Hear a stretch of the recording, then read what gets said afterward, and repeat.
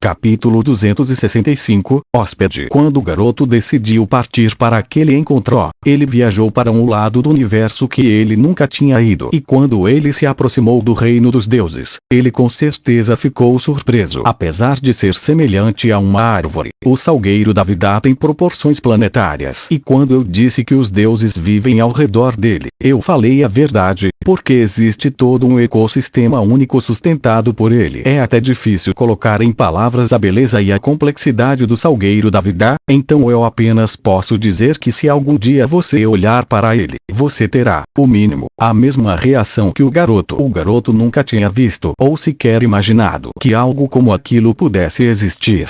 O olhar e a mente dele tentavam calcular as dimensões daquela árvore enquanto, a cada segundo, ela liberava rajadas da mais pura energia espiritual, naturalmente, em todas as direções do universo. Aquelas rajadas de energia espiritual não eram violentas e, com certeza, não causavam nenhuma destruição ao que quer que atingissem.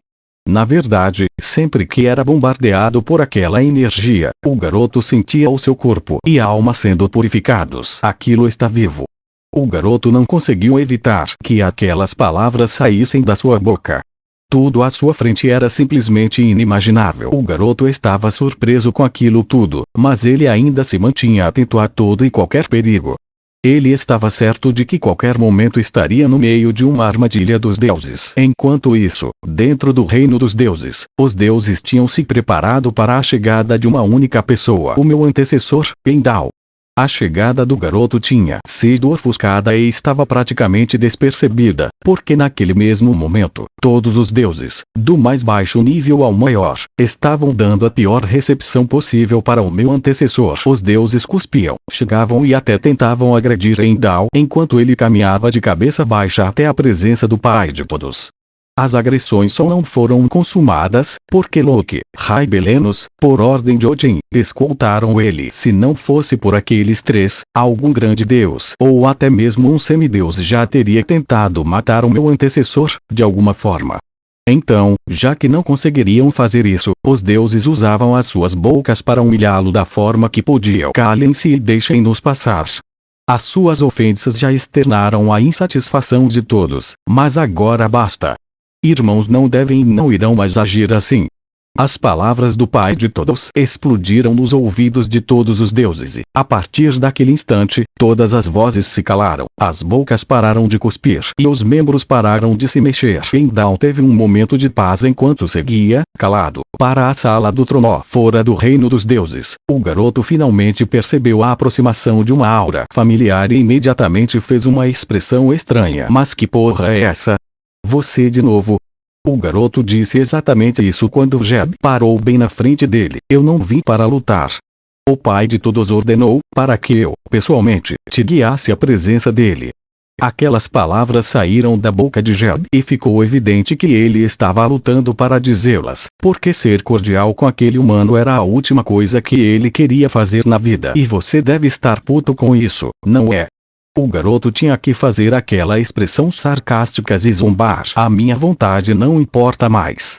A única coisa que importa agora é a vontade do Pai de todos. Jeb tinha sentido a provocação, mas respondeu aquelas palavras com sinceridade. Ele realmente pensava daquela forma. Isso será interessante. O garoto percebeu que não era um medo dele ou da outra figura que estava forçando o Jeb a agir daquela forma, era o respeito que ele tinha pelo Pai de todos. Aquele olhar e aquela forma de falar tinha deixado claro que Jeb seguiria o Pai de todos até a morte, sem hesitar. E se fosse preciso, ele se humilharia ou deixaria ser humilhado em nome do seu líder. Eu ia dizer primeiro às damas, mas vou me ater a um simples: eu estou logo atrás de você. O garoto respondeu aquilo, talvez, como uma forma de demonstrar um pouco de respeito. Não pela pessoa do Jeb, mas pela atitude dele. Eu te levarei até o Pai de todos. A seriedade no rosto de Jeb não ondulava. Tudo estava acontecendo da forma mais tranquila possível, mas, quando Jeb terminou de dizer aquilo, o garoto perguntou: espere um pouco. Nós não iremos dar uma volta por esse lugar primeiro? O que você? Jeb não acreditou que tinha escutado aquilo. O garoto, por sua vez, afirmou: Eu tenho certeza que a nossa conversa será breve e a minha agenda está vazia hoje, então eu não quero apressar as coisas. Conhecer novos lugares sempre foi um dos meus hobbies. Isso não é? Jeb tentou responder, mas foi prontamente interrompido pelo garoto, que disse: adequado. Porque você me odeiam. Jeb respirou fundo e concordou com a cabeça enquanto dizia: isso é um fato. Entendo. O garoto colocou a mão no queixo enquanto fazia uma expressão pensativa, e respondeu em seguida: eu acho que nós temos alguns problemas aqui. O primeiro é de matemática básica, porque se eu não estou ficando demente, eu matei algumas dezenas de vocês, eu confesso isso. Porém, quantos dos meus vocês já mataram? Quantos humanos vocês já mataram diretamente ou indiretamente?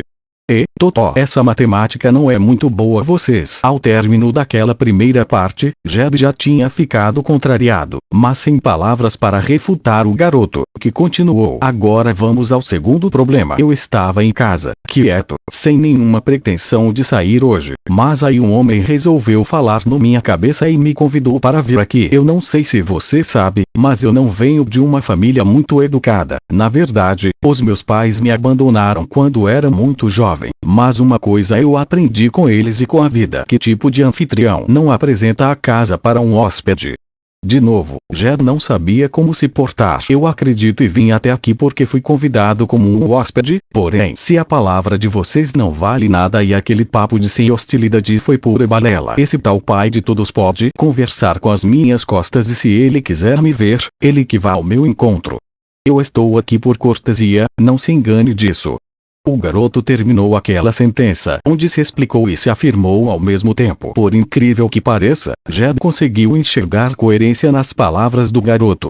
O garoto era arrogante, sem sombra de dúvidas, mas ele era coerente. Durante todo o tempo em que o garoto falava, Jeb esperou por ordem do pai de todos, mas isso simplesmente não acontecia.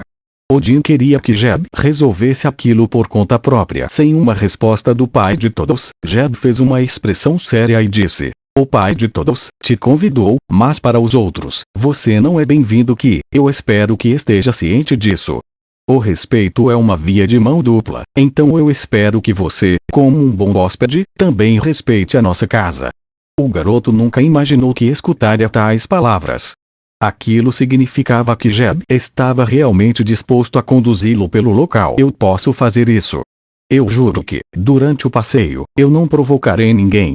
Eu respeitarei a casa de vocês, só não prometo ficar calado se algum de vocês me provocar. Mas, desde que fiquem em palavras, ninguém se machucará.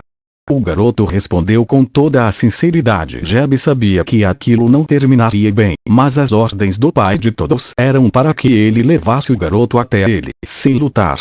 Estava claro que o garoto não iria acompanhá-lo sem antes fazer aquele bendito passeio. Sendo assim, Jeb se adaptou a fim de cumprir o que foi ordenado. Por onde você quer começar?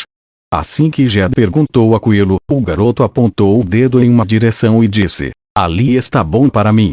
Então me acompanhe. Jeb respirou fundo, falou enquanto voava na direção indicada. Assim que pousou em um jardim e viu uma vastidão de campos verdes e lagos cristalinos, o garoto ficou boquiaberto. Ele viu os lares onde os deuses viviam, sendo que cada um deles possuía uma arquitetura e uma beleza própria. O garoto viu que não existiam delimitações de propriedade, até porque haviam muito mais terras do que deuses para ocupá-las. Ele observou enquanto alguns deuses se banhavam, outros caminhavam e outros simplesmente cochilavam à luz do sol, que era gerada pelo próprio salgueiro da vida. O garoto viu o paraíso.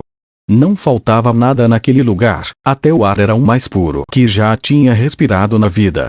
Contudo, o que mais surpreendeu o garoto foi quando, após alguns minutos de observação, ele viu que bastava um pensamento para qualquer coisa do universo que os deuses quisessem, surgisse de alguma superfície do salgueiro da vida. Isso é, o garoto estava perplexo quando ele se abaixou e pensou no sabor de um pão que ele tinha comido há anos quando vivia nas ruas e estava há dias sem comer. Aquele pão, achado no lixo, não era nem de longe um pão bem feito, mas aquele pão foi a melhor coisa que ele já comeu na vida.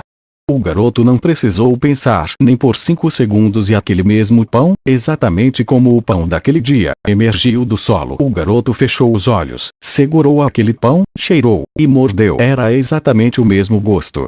Até Jed ficou um pouco comovido quando viu aquilo. Que tipo de lembrança o garoto estava tendo?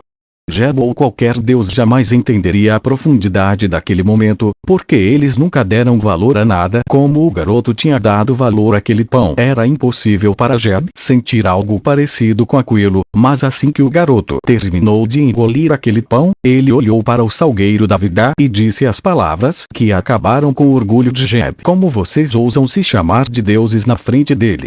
Não havia forma melhor de encerrar aquele momento, além da mais pura verdade.